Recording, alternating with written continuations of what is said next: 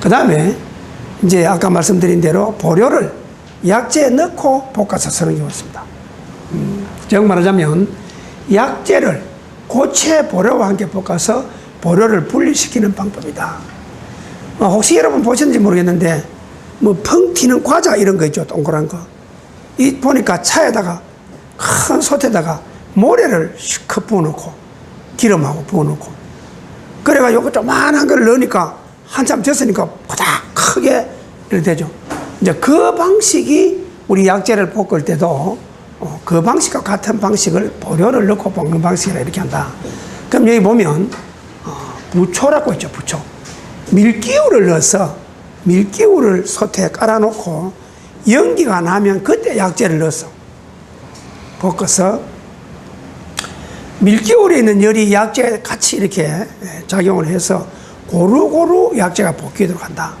그래서 밀기울을 넣고 하는 것을 부초라 하고, 미초라 해서 이거는 용기를, 그러니까 우리가 솥을 먼저 뜨겁게 달구고 살을 넣어서 살부터 넣고 연기가 날 때까지 볶아가지고 되게 열이 많이 가해졌을 때 그때 약재를 넣어서 초황이나 초갈색이 되면, 볶은 색깔이 황색이나 검정색이 되면 약재를 꺼내고 식힌 후 이거를 다시 다 걷어내야 됩니다. 살을 약재에 같이 쓰는 건 아니에요.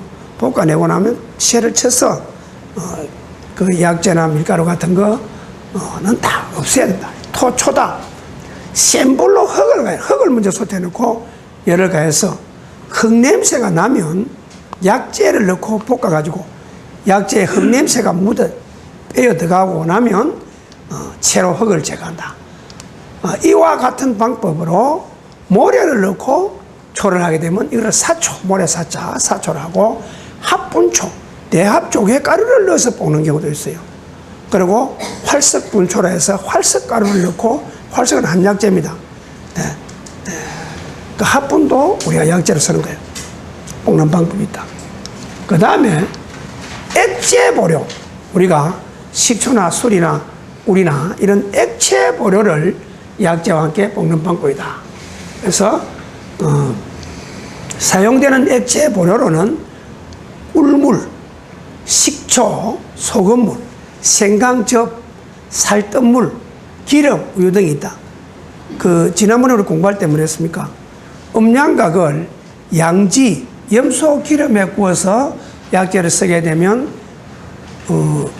양위, 그러니까 발기부전 정세가 있는 사람한테는 굉장히 효력을 빨리 오도록 만든다 그러죠. 그래서 이런 기능들 때문에 우리가 술이나 식초나 소금이나 이런 걸 통해서 우리가 같이 한데 이렇게 섞어서 볶아주는 것이다. 술을 넣고 볶는 방법을 주자법이라고, 식초를 넣고 약재를 볶는 방법을 초자법이라고, 소금을 넣어서 볶는 방법을 염자법이라고. 이 초자법은, 주자법 같은 거는 대황은 아주 찬장이죠. 대황은 아주 찬장이고 우리가 아래쪽에서 활동을 하는 자이고 대변을 잘 나가게 하는 이런 정도 찬장인데, 여기에다가 술을 우리가 이용해서 법제를 하게 되면 뭐라 그래요? 그 술 기운을 가지고 약 기운을 끌고 올라가지고, 술이 위로 상승하는 기운이 끌고 올라가죠. 이 성강 부침 기능에 해당하는 거죠. 올라가서 상초에 있는, 위쪽에 있는 열을 내려주는 작용도 한다. 이렇게 되죠.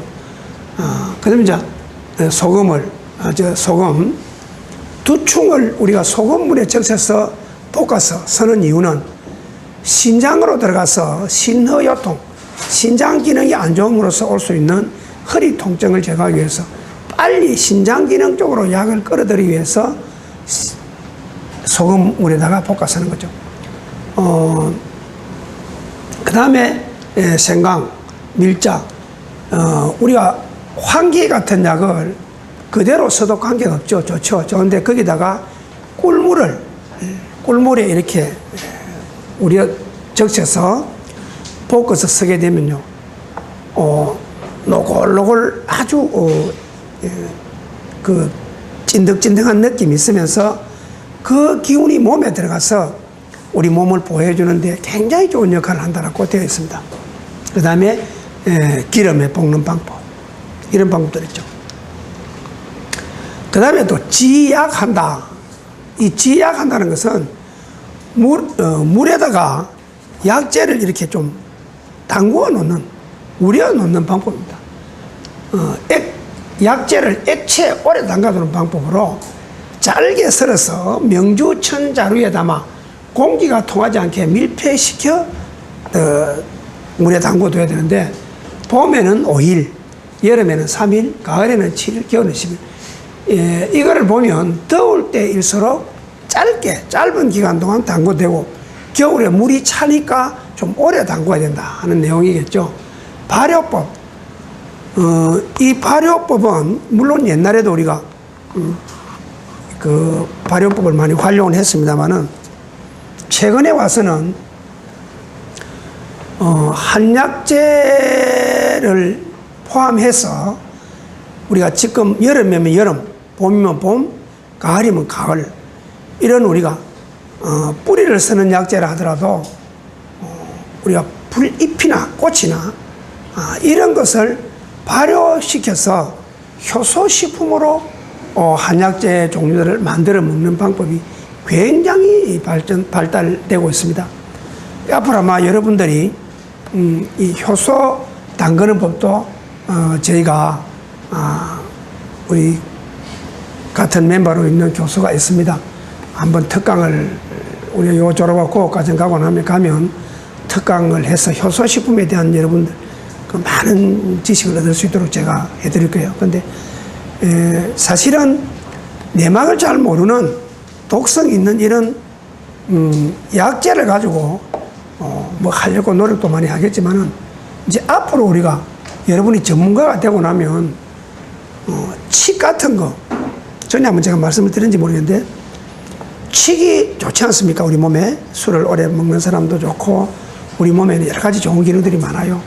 또 장이 안 좋은 사람도 좋고 좋은데, 이 칡을 달여서 먹는 것보다 봄에 우리가 칡 그 순이 올라올 때 순을 잘라서 효소를 만든다든지, 지금 칡꽃이 곧 필 거예요. 조금 있으면 칡꽃을 많이 타서 효소를 만들면 굉장히 좋습니다. 이거는 우리 몸에는 칡이 상당히 좋아요. 봄에 날 때는 우리가 보통 보면 이렇습니다. 어떤 식물이, 동물은 아닙니다, 식물 중에서 비린내가 많이 나는 식물이 우리 몸에 있는 독소를 제거해주는 성분을 많이 가지고 있어요. 보편적으로 보면. 그렇기 때문에 이제 칡순도 좀 비린내가 좀 비릿한 냄새가 납니다. 그 칡꽃 같은 거 이런 거는 참 좋아요.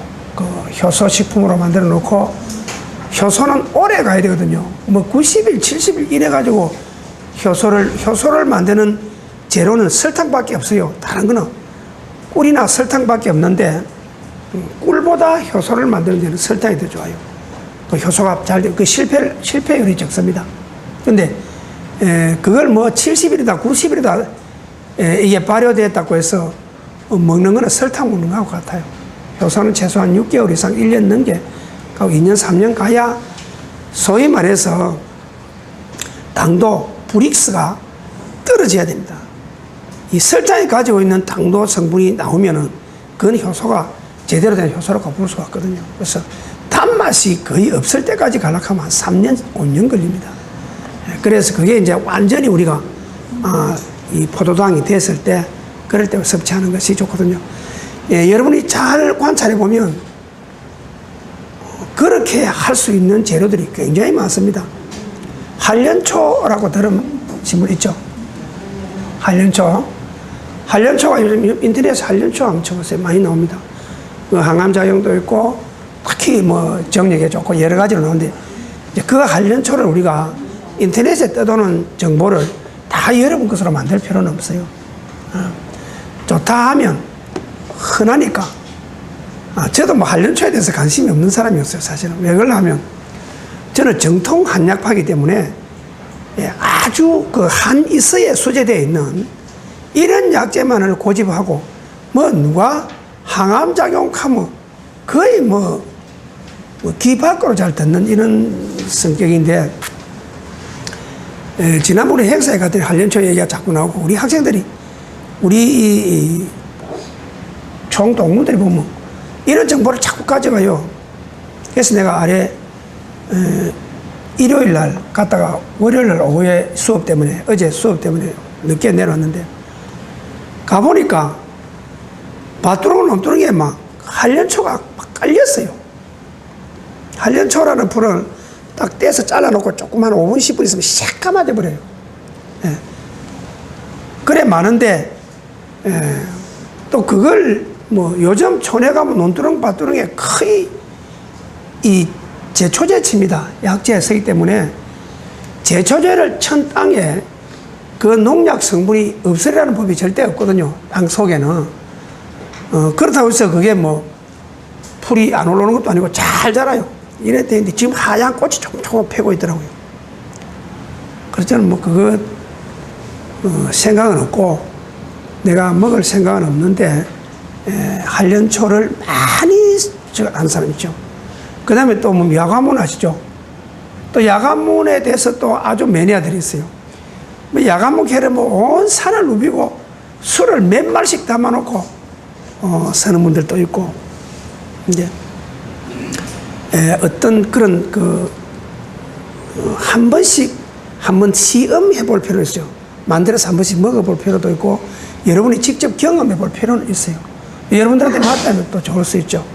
근데 너무 그쪽에 이래 치우친다는, 편중한다는 것은 건강식품을 그렇게 너무 한쪽으로만 편중할 필요는 없어요. 잘 자기 자신들이 이 몸에 맞는지 안 맞는지를 한번 경험해 보고 나서 많은 양을 준비해도 늦지 않다.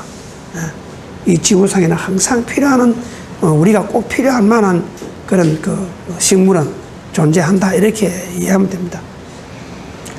그래서 발효하는 방법은 적당한 온도는 30도에서 47도, 상대 습도는 70, 80%이며, 발효 방법으로는 꿀이나 흑설탕을 넣어 끓인 물을 식혀서 붓는 방법이 있다. 그 흑설탕은 요즘 안 씁니다. 흑설탕 쓰는 사람은 거의 없고, 흰 설탕과 황색 설탕을 절반씩 나누면 제일 좋고요. 저는 그렇게 씁니다. 한 포대 들어가면 요거 한 포대 이렇게 쓰는데, 황색만 쓰시는 분들도 있어요. 그 상 만드는 거, 이거는 이 약물을 끓이고 막 이렇게 많이 이렇게 졸여서 법제품을 상이라는데, 꼭 서리처럼 이렇게 나타나는 형상이 나오는 경우가 있어요. 저도 이렇게 할 경우는 거의 없기 때문에 안 해봤는데, 가풀 만드는 거는 동물의 껍질이나 뿔, 뼈, 이런 거를 물에 넣고 오래 삶아서 졸이게 되면 묵처럼 됩니다. 그게 가풀이라고 하는데, 녹각교라 그래가지고 녹각을 물에 넣고 오래 삶게 되면 이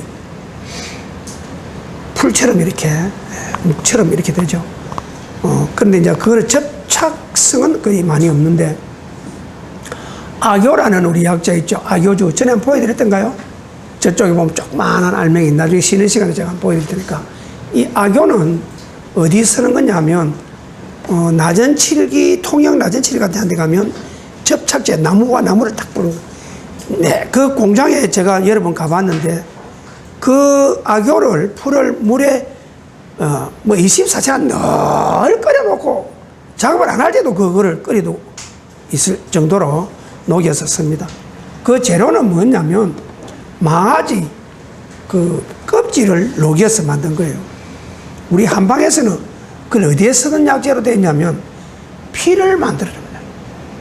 조혈 기능이 있는 그런 약재라고 나와 있습니다. 근데 약재를 처방해서 보면 그 약은 자궁출혈이나 이런 피 같은 것을 막아주는 지혈작용이 좀 있는 그런 약재라고 보면 돼요. 근데 이 녹용, 이제 우리가 이런 갓풀을 만드는 데 있어 보면, 녹각은 값이 얼마나죠? 녹각은 지금 600g에 한 2만 원, 5천 원, 3만 원 정도밖에 안 해요. 근데 녹용은 뭐 최하값 정말하면 뉴질랜드산 녹용을 제일 싸게 우리가 구입을 할 수 있는데, 그거는 한양 37.5g에 한 3만원, 4만원 하죠. 16분의 1이죠. 600g은 양을 따지면 16냥입니다. 예, 그래 되는데, 비교가 안 되죠. 근데, 녹각을 고우면 조금 넣고 고아도 풀이 막 됩니다. 근데, 녹용을 좋은 거를 고우면 아무리 고아도 그런 가풀이 잘 안 돼요. 왜 그러냐면, 교질이 많을수록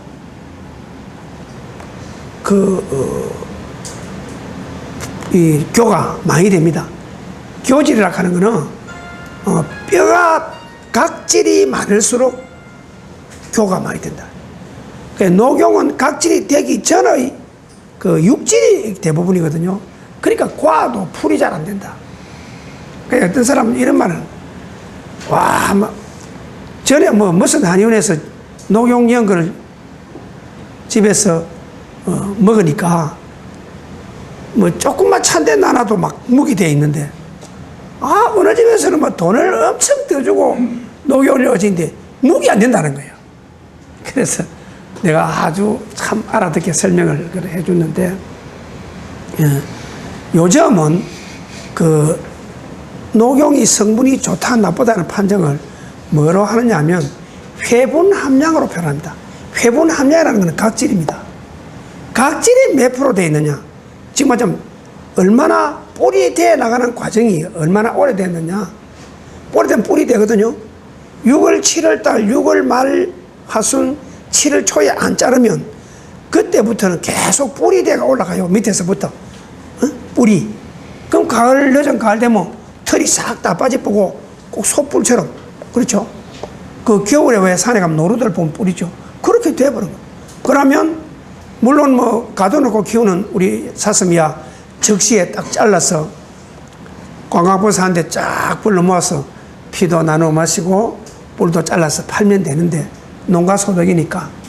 근데 야생, 우리나라에는 없습니다만은 중국이나 러시아, 카나다, 카나다 녹용은 안 쓰죠. 근데 가면 달고 다니다가 그 적기에 딱 포수가 땡 하고 못 잡으면 이제 각질이 되죠. 그러면 이놈이 자랑 삼아 달고 다니다가 막 12월 달에 되면 다음에 뿌리 나야 되거든요. 그래서 나무에 갖다 쳐박고 하면 떨어지죠. 그걸 주워 오는 것이 녹각입니다. 예. 그래서 자, 회분 함량을 가지고 분석을 해서 질을 평가한다.